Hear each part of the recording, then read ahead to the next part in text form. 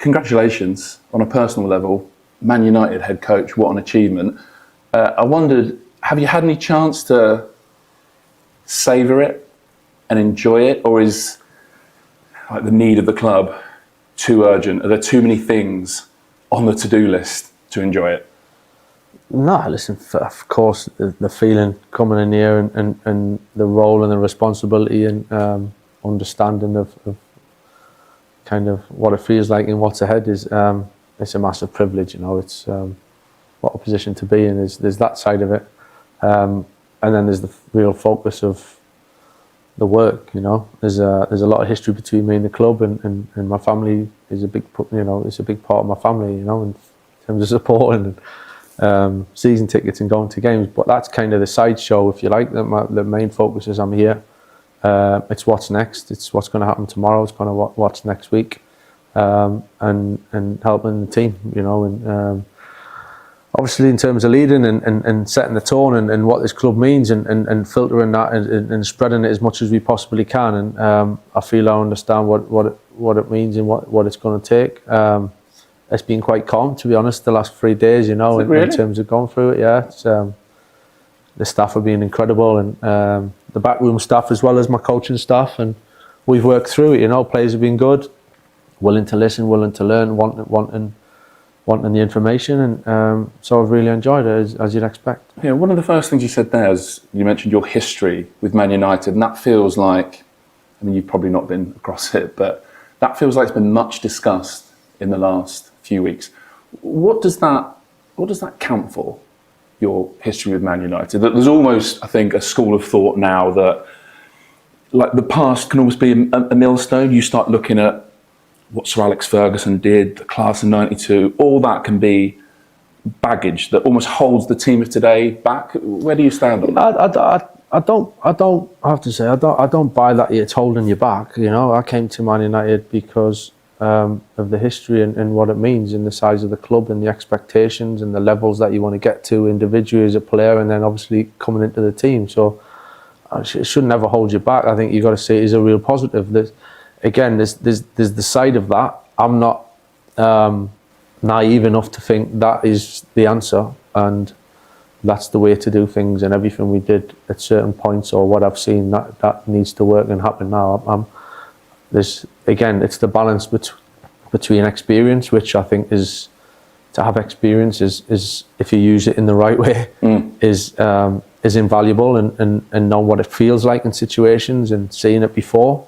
There's definitely that element, but that doesn't give you all the answers for now and what's going to happen next, and I'm totally aware of that. So I don't count that. Again, the history and what's gone on is going to give you the perfect platform to move forward, but it's a huge help to know what it feels like. And I think the fact how you've just asked about the last 3 days, and how for me coming here and coming back and feeling pretty natural and feeling it wasn't.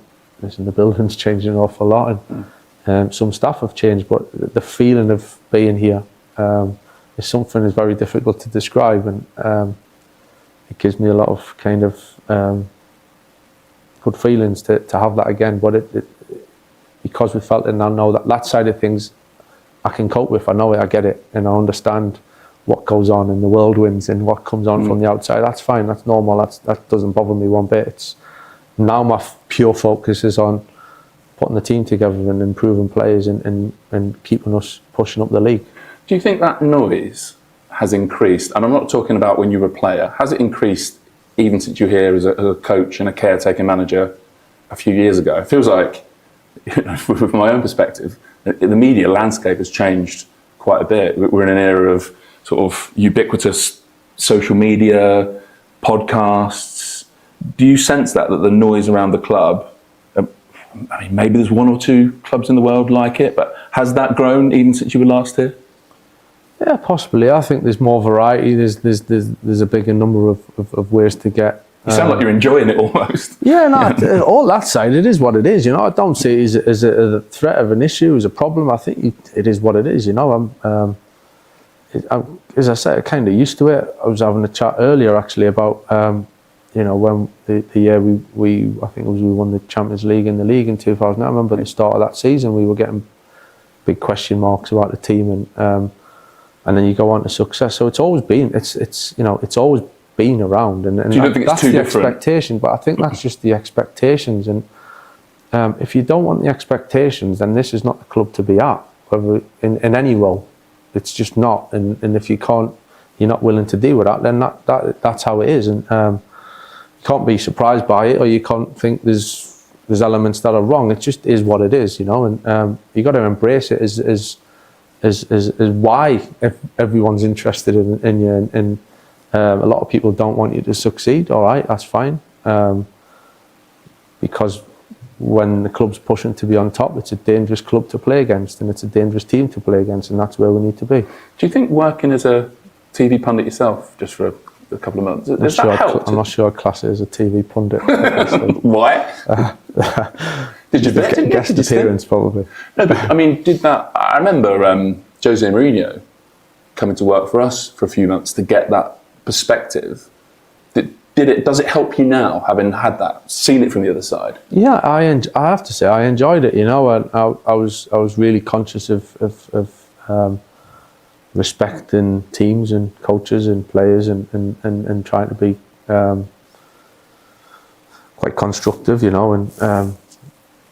But I enjoyed watching the game quite freely in some ways, and not overanalyze. You get used to. Every time you watch a game, you end up doing it in different coaching ways, or as a player, you're watching it and it ends up becoming a different angle. But to watch it just with a bit of freedom and letting the information drop in, I enjoyed it, and seeing the other side, how it works. I think, again, experience, little bits of experience all add up to hopefully development and helping you. Can you tell us how this has happened from your perspective, the last couple of weeks? The how, who, where, when? I know you won't want to tell us everything, perhaps, but what can you say? I've had conversations with Jason and Omar over the last good few days, and maybe last week or so, and mainly through Jason. Yeah, Jason and Omar, really. Right. But yeah, mainly. For what it is, yeah, I think we've had some good conversations, and started last week and worked through that. Again, all constructive, pretty impressive and positive in terms of where we want to get to, how it needs to be, and in even that kind of process of that week, I really enjoyed it and felt comfortable with it, and here we find ourselves now. Are those conversations about you convincing them, or does it go both ways? I didn't feel like I was on the spot in terms of in the chair like I'm in now with you. It was two-way conversations. What my thoughts were, how we can move forward, what it might take. There was all sorts of different things in that, and then we moved forward as it went, really. But I didn't feel like I was on the spot by any stretch, and they obviously wanted to get to know me and know my thoughts on things, but it didn't feel like a major kind of issue. Again, everything along the ways felt really quite calm, quite composed, and quite focused. Yeah, you said there that it was I think you said were quite impressive. I think they'd be the new ownership, the new leadership of the club since you were last here would admit they haven't got everything right over the last nearly 2 years, but with your conversations and seeing it a bit from the inside now, do you see a club that's heading in the right direction? Yeah, of course. From my point of view, I see there's so many good things, and there's a lot of change. There's been a lot of change. Sitting in this building is a big change from where we're at. But it's how you look at it, and I think when you're talking about how it's judged these days, it's so extreme, And from my side of things now, being right in it, putting things in perspective, in context, there's things to improve. Sometimes you make little mistakes along the way, or sometimes you make bigger mistakes and you learn from it, and we all do that. And as a club, that's part of it, and pulling in the right direction, pulling together, doing it for the right reasons, making decisions for the right reasons in terms of the future of the club, what we see it like, not just in the next week, but moving forward. All these things come into play, and context and perspective is really important.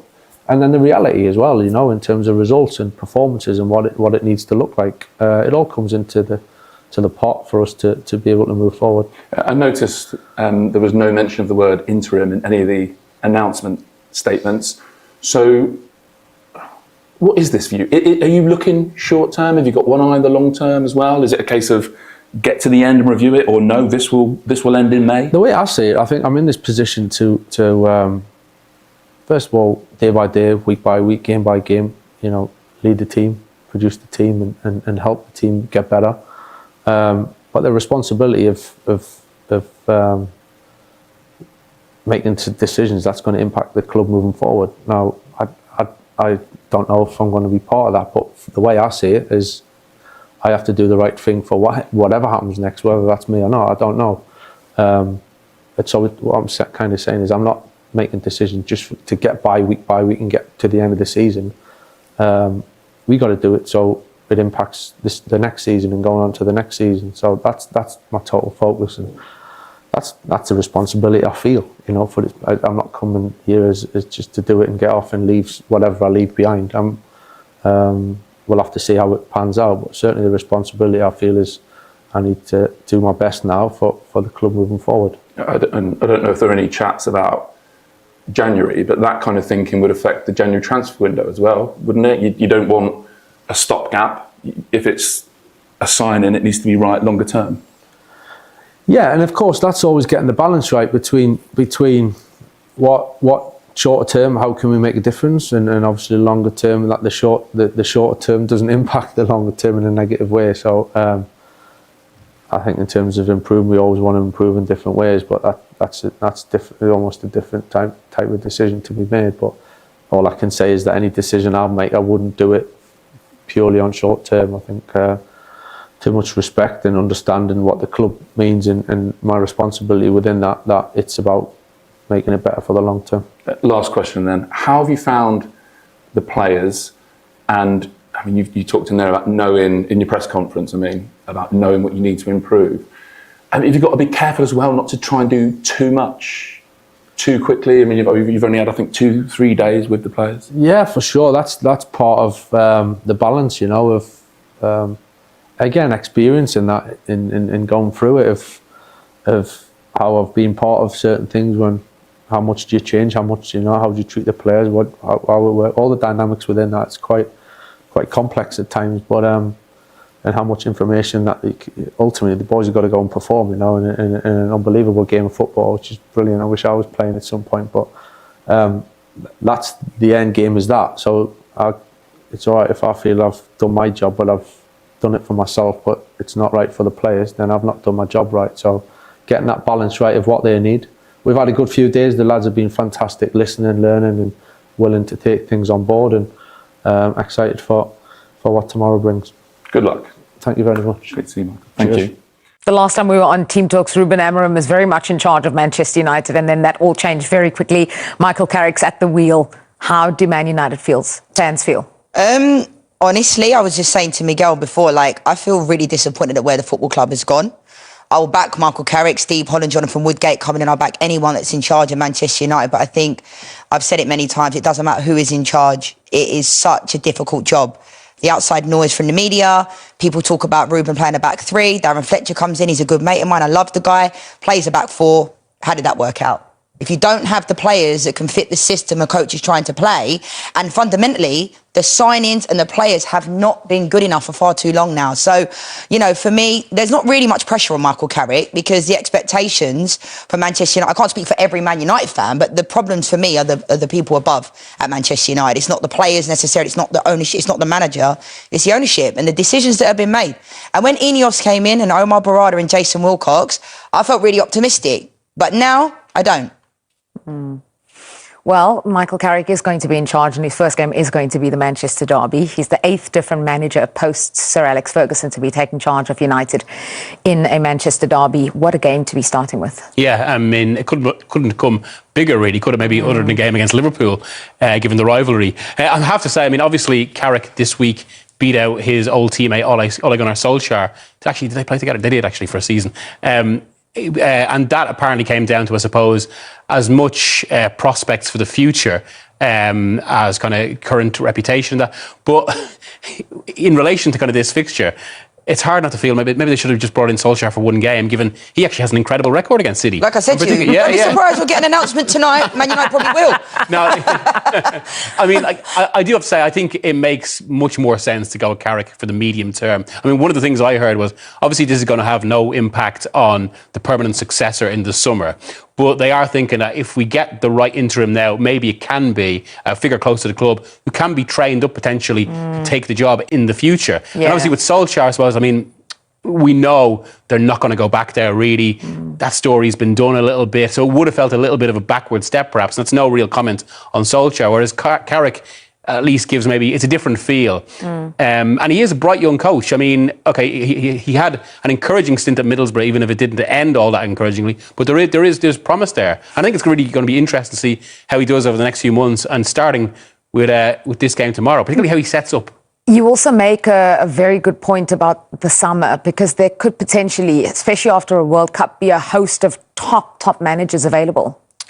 But the thing is, though, at this moment in time, which manager really wants to come to Manchester United? Because ideally, I'd love someone like Ancelotti, right? But in a dream world, that would be my best case scenario. But you look at this club, and I was really optimistic. I thought Ruben Amorim was going to be the man that was going to turn us around. But you need quality players. And we brought in Cunha and Mbeumo. I think Mbeumo's been a fantastic signing. But other than that, I don't think Cunha's been anywhere near the levels we expected him to be at. So Thomas Tuchel could be available after the World Cup. Mauricio Pochettino could be available. But I just think, you look at the way, this is a whole other story in itself, but Real Madrid, Xabi Alonso goes, Arbeloa will go straight in there. Manchester United are thinking on their feet, aren't they? There's no real plan in place. Well, that's it. And I suppose one of the things, had they got Solskjaer in particular, it would have just, that's where they were 5-6 years ago. When obviously, as you say, Sir Jim Ratcliffe buying the kind of minority stake was supposed to signal a new future. It seems like they keep taking backward steps. Now, I've been, obviously, as a journalist, been kind of writing on this the past 2 weeks, talking to people around the club.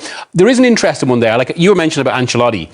And like from speaking to someone at United, they were saying, as promising as they know that Amorim was as a coach, and let's not forget, like before he joined United, everyone in Europe was looking at him from Liverpool to Barcelona.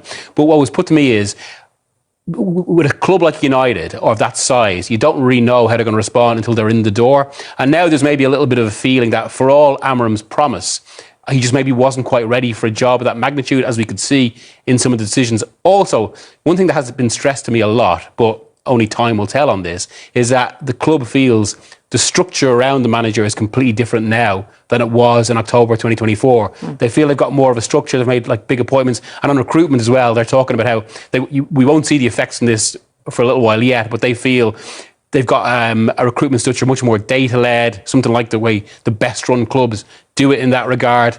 You're giving me hope, Miguel, but I think the way that Manchester United has been run in recent years, the recruitment has been abysmal. I do think, regardless of the structure, a club like United does actually need someone that can carry the weight of what it is. And that's why I suppose you are talking about coaches then like Tuchel. But if they go for Tuchel, I mean, he obviously wants to be in the World Cup till the 19th of July. That's quite late in the summer. They've had a couple of major injuries this season in terms of the back four as well, and Rodri. So let's see. I want United to win tomorrow. As simple as that. Of course, yeah, of course. And I don't want to. You have to be. It'd be weird if you said anything else. I have to be respectful towards City, of course. Yeah. They have a fantastic team, an amazing manager, one of the greatest managers ever. But after tomorrow, Rob, do you think they've seen gettable, let's say? There's been City teams of past where it's like it's obliteration. This year there seems to be a little bit of difference. You're looking at the games, how they manage the games, and that was a wonderful ability in the years gone by, isn't it? That you just didn't see a way back into games when they bored everyone to win the Champions League and stuff. They just controlled the games. You play against teams like that, you go, I haven't got an answer here. I don't know how to get out of this hole against them. And whether you could do that or not was another matter. But with this team, you say, well, hold on a minute. We stay in there. We stay in the fight. We just grind it out. And whereas they'd be 2-3-0 up and bringing on the subs for the next game, managing the game, it's not like that now. It's just still a scrap. It's still a fight in the last 5-10 minutes, and they seem to blow themselves out a bit. So it's very much a different side. Do you think? Go ahead. No, the Brighton game was interesting. I've never seen City being so vulnerable for such a long time. And Brighton they're very good manager, very good team, and Brighton kind of gives you a little glimpse of what they're capable of doing. If it's so open, they play through City, and it's the first time I've seen a team play against City the City way, the Pep style, playing total football. And if United can do that in terms of maintaining that and be disciplined in terms of defending, going forward, United will always create chances, but you got to make sure you're ruthless in your defence. If you're not, you can get punished. Yeah, I mean, teams have been getting punished with Erling Haaland, but one of the other top goal scorers in the league was Antoine Semenyo. Yeah. That was for Bournemouth. Now he's going to be wearing a City shirt against United tomorrow. When you look at the Semenyo signing, I mean, look at this. Pep was very keen to say that he'd scored 3 goals in his City career thus far, even though obviously 2 only stood. Yeah. When you look at this, Quinton, is this an inspired move, or... I mean, I don't want to say is it throwing money at the problem, but they did have an issue where all the goals were only coming through Haaland. This guy can score goals. This guy can create goals. When you look at the play, you think, okay, what is it like from distance? His manager, after his last game, I think he scored the winning goal. His manager, it just sums up what they thought about him. His manager said, as a human being, first of all, he's amazing. That's what, as a coach, as a manager, you want to hear that, thinking, okay, what's the player like? His manager said, as a human being, he was amazing. As a player, fantastic. For me, boom. That's the first thing you want to hear as a manager. But as a player, oh my God, I wish I was wearing a red jersey. Yeah. Honestly, that's one of the truth. I wish it was on the red side, but what a player. Can go left and right. You saw the goal at Old Trafford he scored against United. Explosive 1v1. Can create chances. And on top, he's a good guy. Yeah. It's a no-brainer. The dangerous thing as well is that he started his kind of Manchester City career. Obviously, they played against Exeter. He started on the left. Then he played against Newcastle. He was playing on the right with Doku on the other side. Yeah. I mean, now there's no excuse, I guess, for City to start banging in those goals from other places, right, Rob? Well, you're looking at him and thinking, how do we utilise him? And however you want. It's a wonderful tool for Pep to have, and you're thinking, Doku plays better when people are up close to him, someone to bounce off and some to create different passes, different angles. You can leave him on his own, and he'll do something for you. And whether it's direct or coming inside, he does it at different stages up the pitch. When he goes really high, he says, right, I'm going to go out there on the outside. And when his teammates understand, and know what he can do, all of a sudden it's going to get better and better. So it's one that you're thinking, it's great to start. It could get even better. Quinton, there's something that I guess you are the perfect person to answer this. Obviously, you came into that Manchester United side, after a treble win. Yeah, they brought me to improve the team. Yeah, no, but you know that feeling, and but it's true though, because Antoine will be going into Manchester City and surrounded by Ballon d'Or winner, the best striker in the world, players that have gone out there and won something. How would that have felt for him walking into that dressing room? He would, of course, with his mentality, you've seen, he settled in very well. But you got to go in there, not with an ego. You got to have self-belief. Otherwise, they won't sign him. You won't be there playing in the Premier League for City. But you've got to go in there self-belief, and he's playing with world-class players. He can only get better. He's got one of the best managers in the history of the game who's going to improve him. He's only going to get better. But you got to go in there with, okay, I'm here and playing with great players, but I'm myself a great player. Is that what you did when you went into that side? No. Why? What was your first day like? Did you walk in? I worked my way up a little bit. I looked around the change room, saw Roy Keane, had some gigs, so cozy. I thought to myself, okay, just calm down. Breathe, take your time. But is it different? Every player is different. I just worked my way. I was at the mentality of, I don't care where I play. I just want to play. If the manager asked me, the boss asked me to play left back this week, central midfield, left wing, I didn't care. I just wanted to play for Manchester United. Well, Manchester United are preparing to take on City tomorrow. We're wondering what Michael Carrick's Man United will look like. We asked our resident Tactico Pythagoras in Boots to look at what we can expect from Carrick ball and who could be the winners and losers in the post-Amorim era.